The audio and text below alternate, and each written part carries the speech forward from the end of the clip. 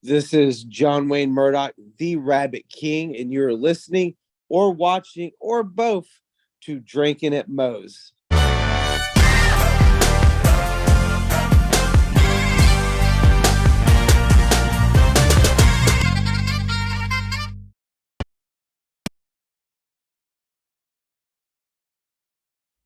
All right, everybody. Want to thank Reaper Apparel for having Drinkin' at Moe's be a brand ambassador.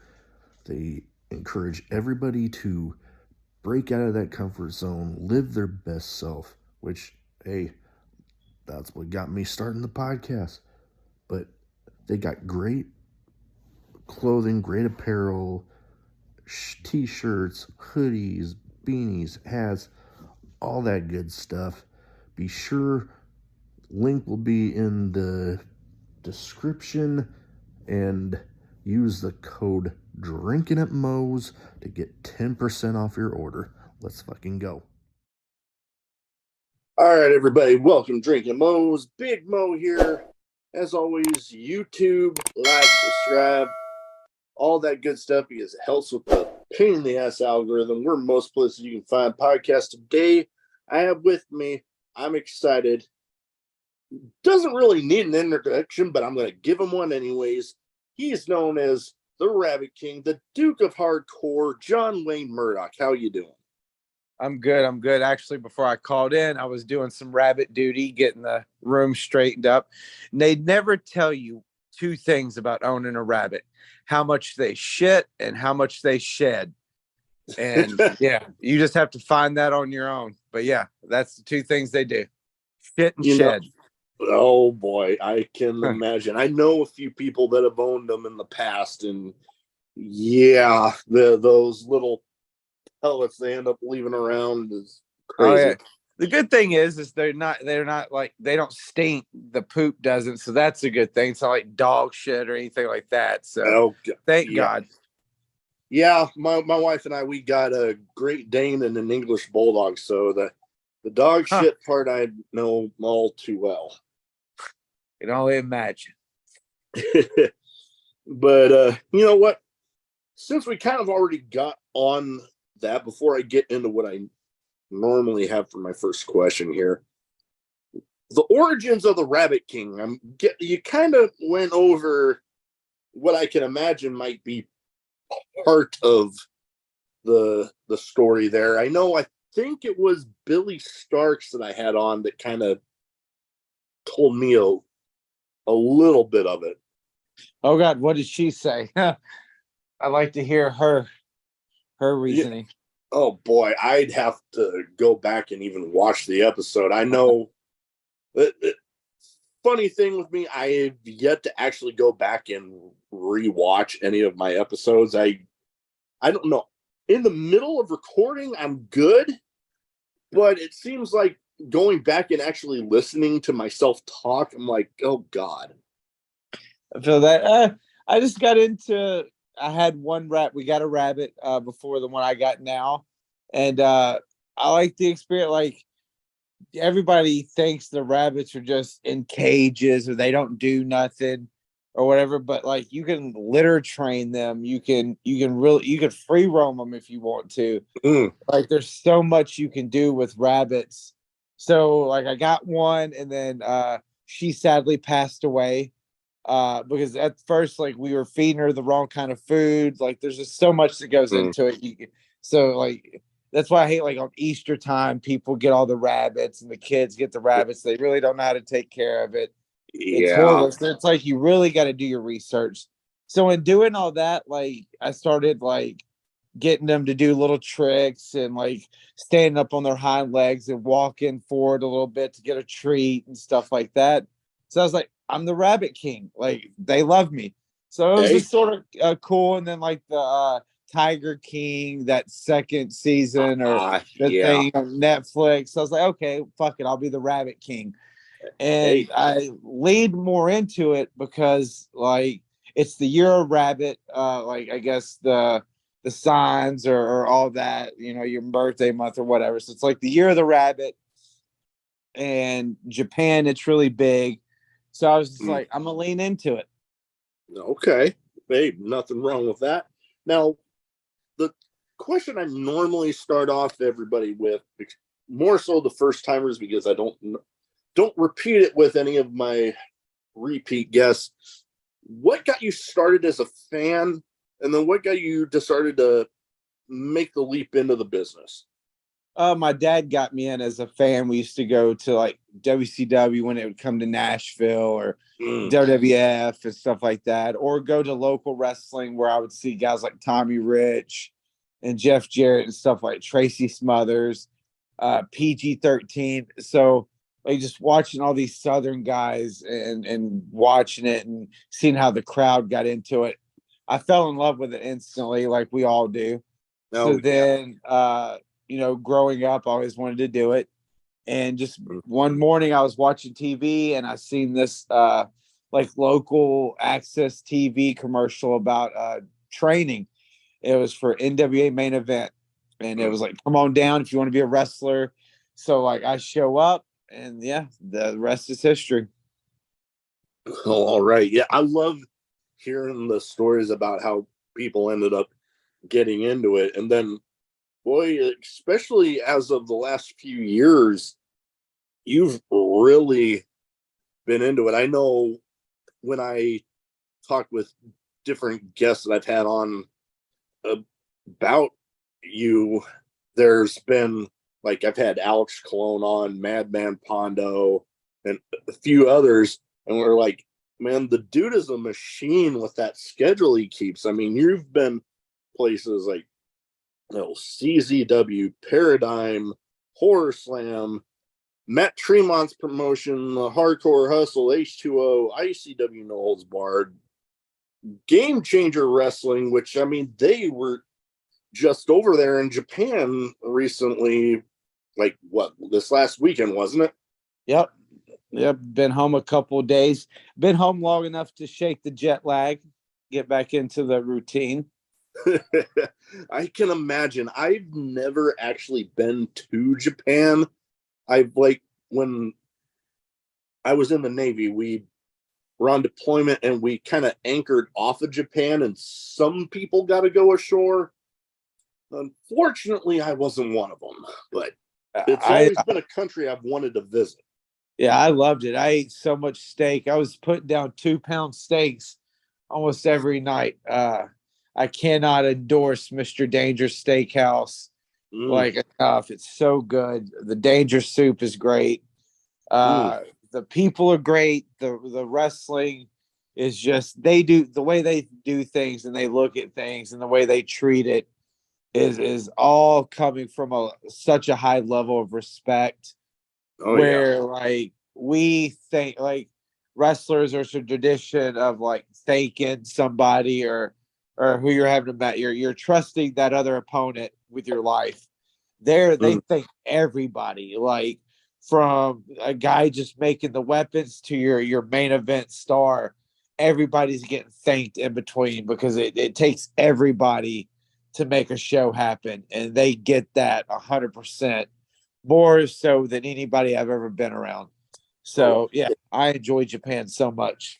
Oh, I can imagine. Like I've heard stories of how different the Japanese fans are compared to the United States, and one of the things that often gets brought up is respect, and just the level of respect that they treat everybody with when it comes to the wrestling is second to none, really. Oh yeah, and not only the fans, just the wrestlers are part of it. They take so much pride in what they do. It's just like any wrestler that ever gets a chance to experience it, they should do it. They should jump on the opportunity because it will change your view 100%. Oh, I can imagine. And one thing that I always think about, especially with how much wrestling, people like me watch, is with the deathmatch wrestling, Japanese deathmatch wrestling. I mean, good grief, they're on a different level sometimes with some of the stuff they come up with. Oh yeah, 100%. They're Jun Kasai's favorite thing is to say that he's Superman, and he jokes, but like that guy is unbreakable, close to a superhuman as you could get. 100% him, Takeda, just about anybody you step into the ring with is as tough as nails. Oh yeah, I've seen plenty of them, and I mean a lot of them have been, jumping over to the States. I mean, you mentioned Jun Kasai and lots of others from Japan coming over. And one that a match that you had recently, that one person from Japan that kind of surprised me that they were doing a death match with El Desperado, Matt Tremont, and you. I was like, when I heard about that one, I'm like, holy crap! I didn't realize El Desperado was going to be doing death matches. And he went all in. I cannot say a bad word about Desperado and the attitude he brought with him and how open he was to everything. He could easily said no to everything, and that'd have been understandable, but he came, he did it, he did the first round, and then had an amazing match night 2 with Joey. So yeah, like he was all in. I can't say great guy, 100%. That's awesome. And another match that I was curious about, because I mean, the unfortunate passing of one of them earlier this year with Jay and Mark Briscoe. You've had some matches with them. What were some of those like? I love hearing the stuff from people that have actually been in there with these guys, because you can hear, commentary and stuff, but to get to talk to people that have actually been in there with them is a story I always enjoy hearing. Great dudes. We wanted so bad to do light tubes with them, and that's the idea that we wanted. We wanted to do that. We were hoped that they were cool with that. We understood if they wasn't, but the first thing that Jay said was tubes. Like we didn't even have to mention it. They were so open to everything. They could easily went out there and just eat us alive and just moved on to the next opponent. But that's not what those guys are about. They want to have the best match possible, and they went out there and made me and Reed look like $100. And yeah, I'm 100% grateful. I didn't get as much interaction with them in War Games as I would like, but even in that match, they were so giving and they were so willing to do just about anything for GCW and for the product and for everybody involved. So that is awesome. I've always heard nothing but great things about those two. And when it comes to death matches, before I get into one of the other matches I wanted to talk to you about, is some people that might not be as familiar with death matches might wonder, I mean, they might ask the question that pops up into my head, why? I think it's, at least for me, it's just an outlet to release so much stress from just day-to-day stuff. You go through your week and it's like, fuck, this sucks. And you just build it all up, and that weekend that you've got a big deathmatch tournament or something, you're gonna be able to blow off steam. Oh yeah. And also, like, there's nothing better than like busting a light tube over somebody's head and having some grown ass man on the front row cheer like he's a 16-year-old girl seeing NSYNC for the first time. That, to me, is great. So yep, I can imagine. I know I've been to some shows where light tubes were used. One of the shows doesn't traditionally do deathmatch style, but they had the way I described the match that happened was it was war games without the cage. Like they had, people that were handcuffed to different parts of the ring, and then they got released at different intervals. Cool. But then they got out, and boom, light tube was used, and the guy came in, and I was sitting front row, and all of a sudden he's bloodied up to hell, and he gets spun around right in front of me, and before I know it, I'm getting blood splattered on my phone, on my face, on my shirt. It was, and I, like you mentioned, with some of those people seeing them out in the crowd, I was like, yes. Oh yeah, man. It's crazy what the reactions you'll get and stuff. Yeah, yeah. That's why I love it, man. It's easy. Well, I think it's easy. A lot of people think, but I think what I do, it comes easy to me. Like I don't really care about the pain aspect of it. The cuts don't bother me. It's just pure enjoyment that I get from the enjoyment everybody else gets. Oh yeah. And I mean, the way a lot of people that I've talked to in the deathmatch community have described it, it's like when it's done right, it's just like regular wrestling, just surrounded by the deathmatch elements, like the tubes, like damn, I'm forgetting some of the other names, but we all barbed wire and all that. Oh yeah. And like hell, I've been to a no ring deathmatch show where somebody got hit with a light tube, and before I know it, that metal part at the end flew off and hit me in the foot. Oh yeah, those end caps will get you. Oh yeah, no, definitely. Now I mentioned I have one other match, or more of a kind of feud / friendship, teaming here with Alex Colon.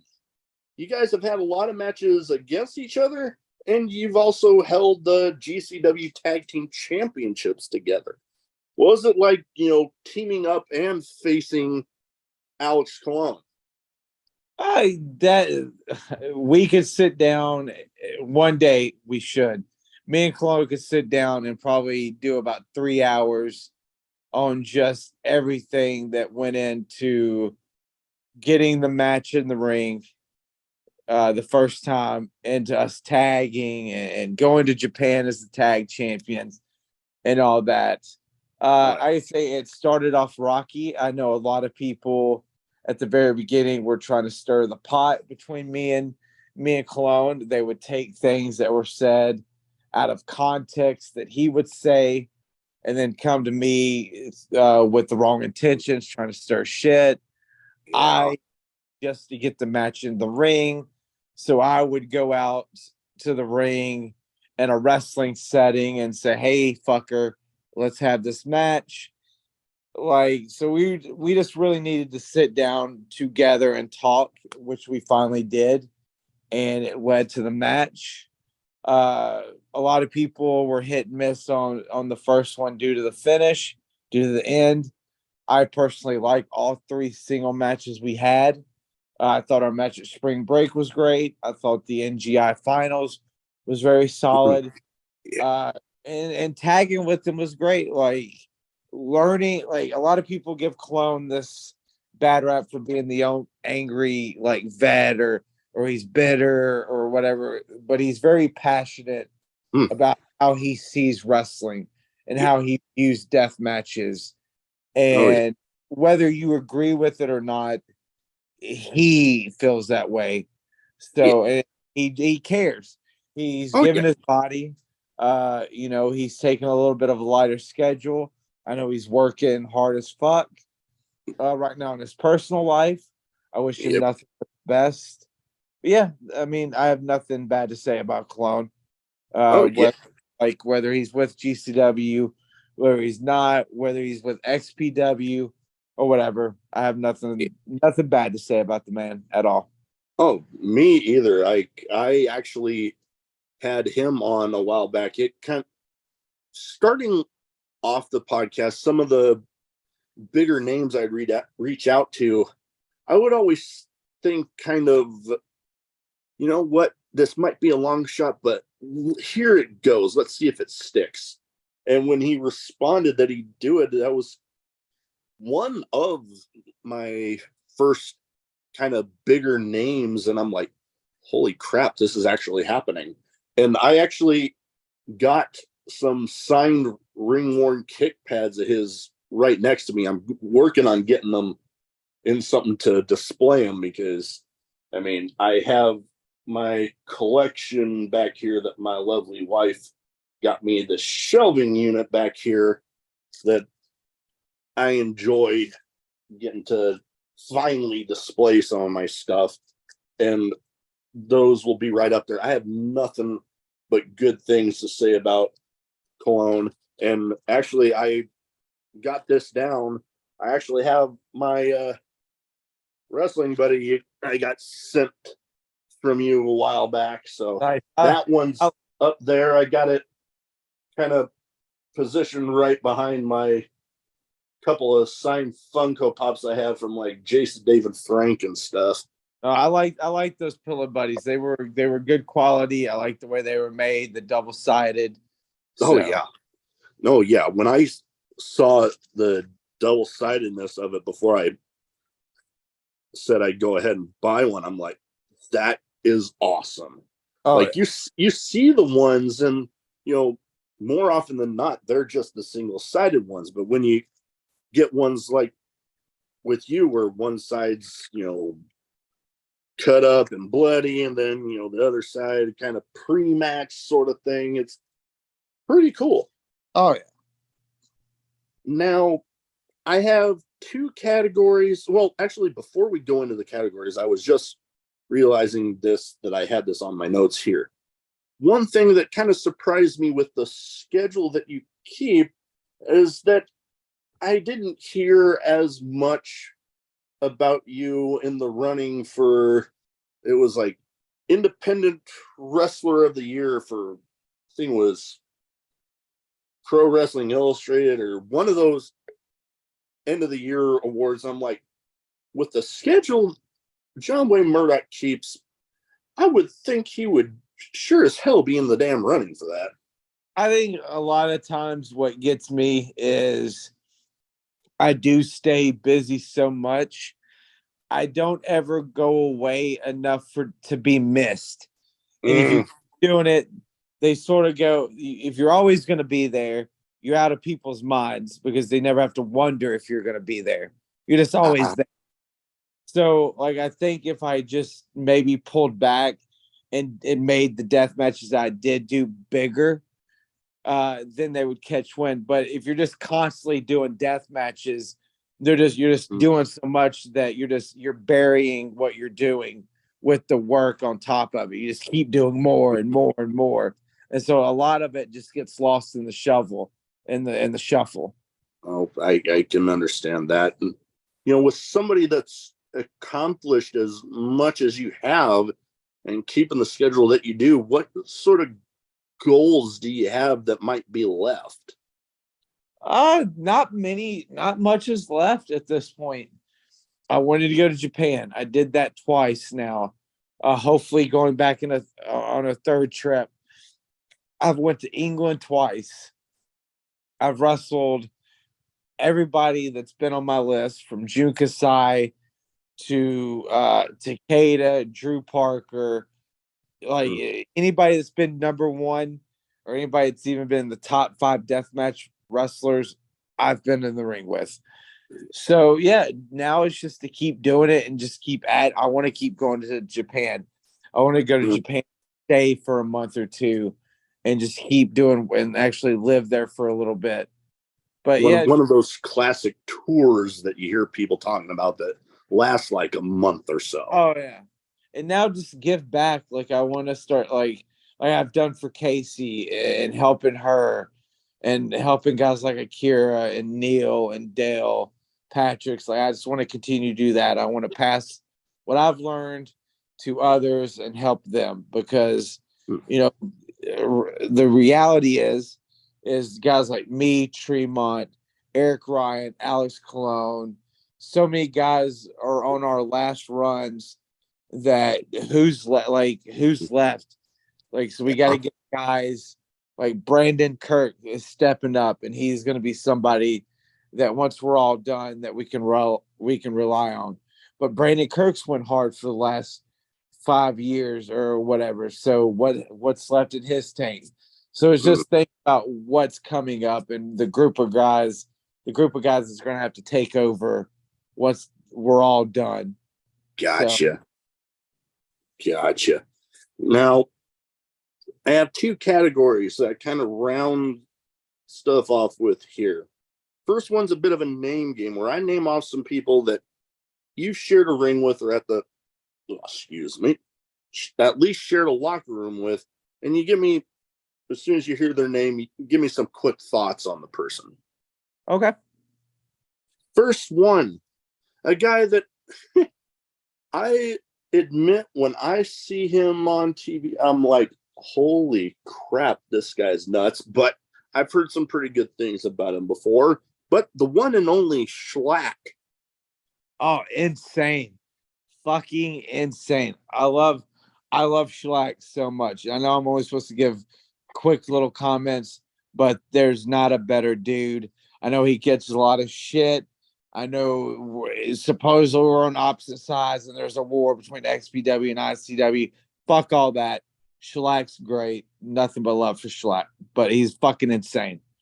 I've definitely heard about him where it's like behind the camera, he can be, pretty nice dude, but you get that music hits, that camera gets on him, and then boom, it's like light switch, and you get that Schlack you see on, XPW and all the other shows that he's been on. Oh yeah, love him to death. Next one, a guy that actually just made an appearance not too far from me, actually just across town, actually, for a promotion called Mid-Death Pro, which, shout out to those guys. I wouldn't actually mind seeing you there. But this guy faced off against a very good friend of mine. But the guy, Oren Veit. Oh, I love Oren.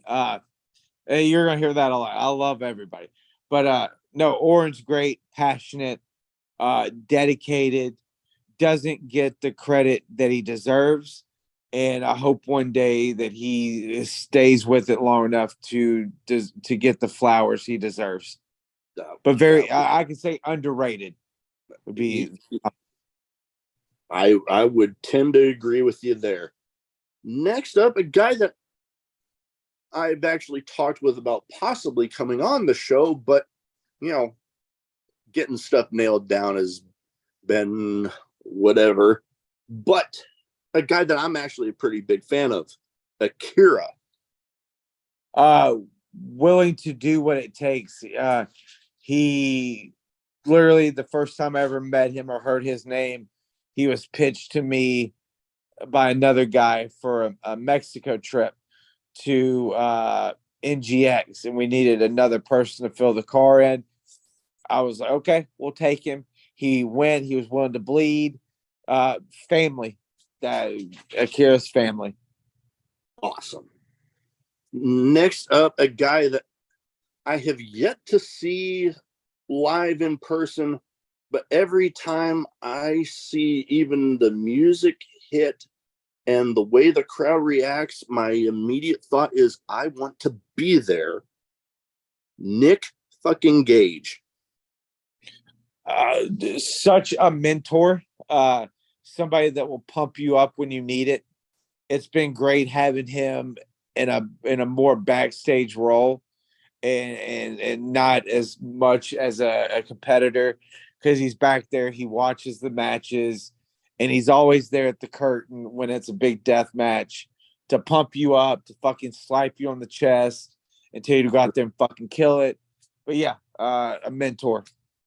Oh yeah, like I see the music hit and the way the crowd reacts, and then when he's out there, it's like a goddamn mosh pit, and I'm like, fuck, I want to be there even just one damn time just to experience that. So much energy.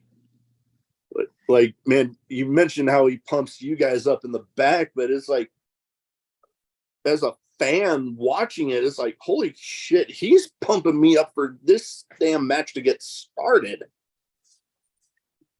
Now, I have some kind of random questions. Some might be wrestling related, some might not be. I generally never even know until I'm putting my notes together. But first, you just give me your quick thoughts. Yep. Or your quick answer. First one, I love asking this of just about anybody I have on the show. Craziest in-match moment for you? Man, I'd have to say craziest in-ring moment would be my very first death match was against a guy named I just forgot, I blanked his name just now. Simon Says. I love it, Simon. But he somehow his neck gets cut and I think he's bleeding to death. And the ref's like, yo, you're bleeding really bad. You're like bleeding to death. And he literally is like, fuck it, it's King of Death, let me die. Crazy. This is my first death match. Wow. So I'm like, what the fuck? This is crazy. I'm still here and I loved it. But yeah, that's probably the craziest thing that I've witnessed is just him like, I don't go fuck, I'll die. Like, I'm like, wow. Man. Yeah, that would be something else. I know as far as death matches go, I've only been able to consider myself lucky enough to see a handful live, but my first ever like legit death match that I saw was actually at Sammy Callahan's promotion, Wrestling Revolver. It was Jake Chris versus Joel Bateman. Oh, nice. And man, it was intense because they had just had a Monsters Ball match right before it. So there was thumbtacks, all sorts of shit all throughout the ring. They were getting ready to clean it up. Jake Chris rolls in and is like, fuck it, leave it, let's go. And then they're going all crazy. And it ended by them taking 4 folding chairs and bridging 2 panes of glass on it. And I'm like, oh God, this is already crazy. But then Bobby Olson rolls in. Shout out Bobby. I've actually had both of them on. But he pulls out something from his pocket and I'm like, oh my fucking God. He pulled out lighter fluid and they lit the glass on fire. Nice.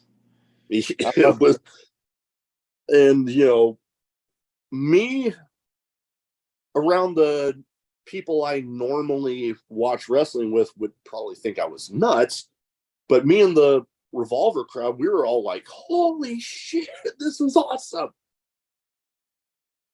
It was nuts. Now, I like asking people that have been in death matches this question. What is a weapon you would avoid being used in a match if you had the choice? Toothpicks. I'll never use toothpicks again. I forgot which GCW show it was, but it was one of the few years back in Chicago. Me and Marcus Crane, and I gave him a brain buster on it was a styrofoam square little board that had toothpicks on it, and they broke off in my arm. They broke off the back of his neck. And like I still have a couple pieces in the back of my arm. But yeah, they just toothpicks are they break off, they're hard to get out. When I had Alex Colon on without missing a beat, he said toothpicks. Yeah, it's sort of it's the skewers are long enough and they're thick enough that you're gonna may possibly be okay. But toothpicks, yeah, they're gonna break off. Yeah, you might get. I can imagine you might get lucky and get the whole thing out, but it's like a very good possibility that you break off the wrong piece and now it's embedded in your skin and shit. 100%. Yeah. But yeah, a lot of guys will say toothpicks. We'll see the toothpick weapons laying around and we'll just kick them to the side and move along. But yeah. Yeah, no, I can totally imagine. Now, I would feel weird with a name of a show like Drinkin' at Moe's if I didn't have this question on here. And I've had people on that don't drink, and that's fine. But I always include this favorite drink, whether alcoholic, non, or one of each if you want. Uh, say non-alcoholic would be a Coke, and then alcohol would probably be Jaeger. I'm a fan of. Okay. Okay. I haven't had too many people bring up that one. I know um non-alcoholic for me, my wife always says that I have a Dr. Pepper problem. And I actually used this joke on her just like a couple weeks ago that I was like, I don't have a problem. I have it figured out. The only time I have a problem is if I don't have any. Yeah, well. You should try if you ever go to Japan. Their Dr. Peppers are 100. They're great. If you ever have cold Radric on, ask him. Like I they're great. I will have to do it. You know what? I think I've actually commented back and forth with him a little bit on that. I've been wanting to have him on. There's just like with a lot of people, it's just a matter of nailing down a date. So No, hopefully soon.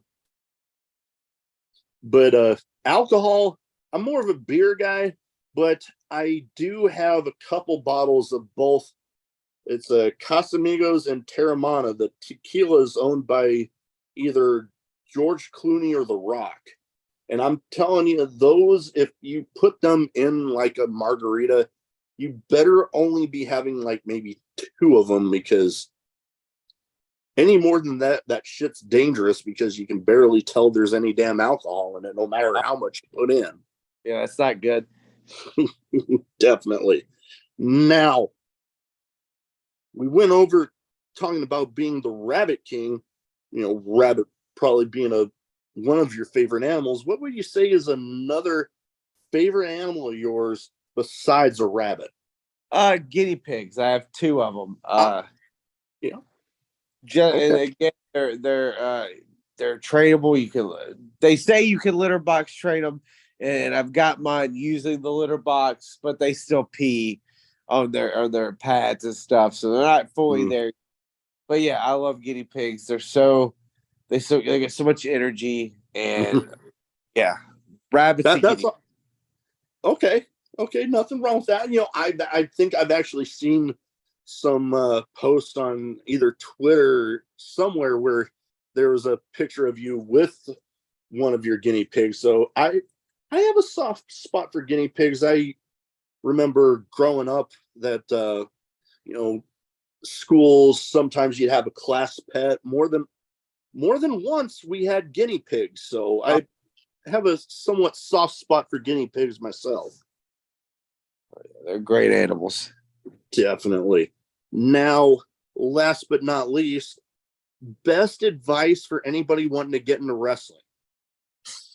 Do your homework. I would say find a school that has produced at least more than two people out of it that has went on to actually do something.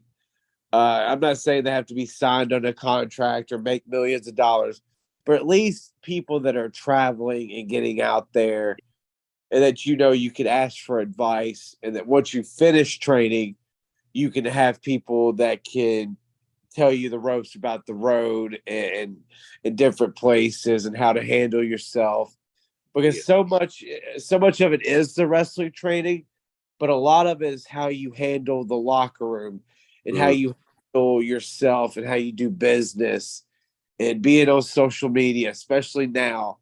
yeah. Like you have to be a person that, yeah, you just have to be a good person. Yeah. Really, I think that's the first thing. Be a good person, find the right school, learn everything you can, go out and learn more once you've learned everything you can from that school, and just never stop learning. Oh yeah. It's a never ending process. What people always tell me when it comes to wrestling, you're always training, you're always learning, and then it's not like, oh god, when I was like in middle school, high school, where you might hear about a wrestling school that's like probably 8 or so hours away. now it seems like no matter what part of the country you're in, there's a reputable school probably within a few hours of you. I know here, I'm in Omaha, Nebraska. We got a few within a few hours of here. And then, West Coast has got a handful. East Coast has got a bunch. Midwest has got some sprinkled all around. You got the Southeast and all over. Yeah, you could definitely, wherever you're located, within a short drive or a couple hours drive, you can find a school. Oh yeah, and not as hard to find a reputable one now as it was back. Like I said, back when I was middle school, high school, and good Lord, I just turned 40 about a week ago, so I'm like, ugh. But anyways, that is about all I have. But before we go, where can people find you social media wise? So if they don't already have their eyes on the Duke of Hardcore, they can go ahead and get them there. I'm on Facebook, John Wayne Murdoch. I'm on Twitter, the Duke, John Wayne Murdoch. Or I think it's the Rabbit King or the Duke King. You can find me on Twitter. My merch is on Deathmatch Worldwide. You can get various designs there, or hit me up privately. I have some shirts still that I brought back from Japan, the Rabbit King design. But yeah, those are where you can find me. I'm on YouTube. Look me up, John Wayne Murdoch. I'm on Fight. I'm on IWTV.